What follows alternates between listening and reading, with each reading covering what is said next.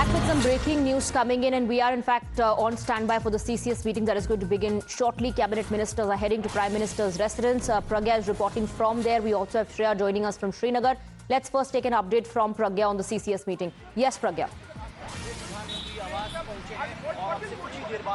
Swati, the cavalcade has reached and Home Minister has arrived at 7 LKM, and carrying with him is a report, a detailed report, in fact, who all are responsible, what actually happened, how the terrorists were in the area, and in fact how they planned this whole strategy out.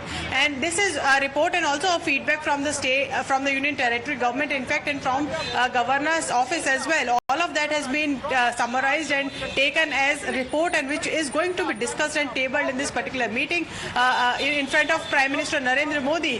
This is also a very big terror attack. Now they have to plan ahead how to avenge that, and every government official and in fact every minister is present there in the meeting is of the view that this needs to be avenged. Prime Minister has also spoken about it. So there is a detailed report that he'll be presenting. Absolutely. Also how this actually happened, where could be the intelligence failures and lacunas, but apart from that, what else could have been done and what to do now. So the Home Minister is carrying a report with him. Like we said earlier, 3 to 4 options will be discussed in front of the Prime Minister as well.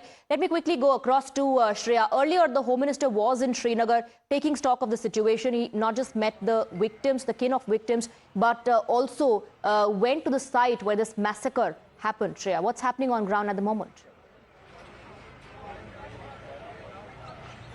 Swati, we know that CCS meeting is set to get underway in the national capital. But as you said earlier today, the Union Home Minister amitshah was here. In fact, he was here since yesterday evening when this dastardly attack took place. And just the fact that the Home Minister was present himself, meeting with the survivors of this horrific attack, as well as meeting with those who lost their loved ones, it reflects the kind of priority that the Government of India is placing on this absolutely dastardly attack. Also sending out a very clear message that we are with you, we are with the unarmed innocent civilians who are suffering at the hands of extremism. Also saying that we will surely avenge this attack.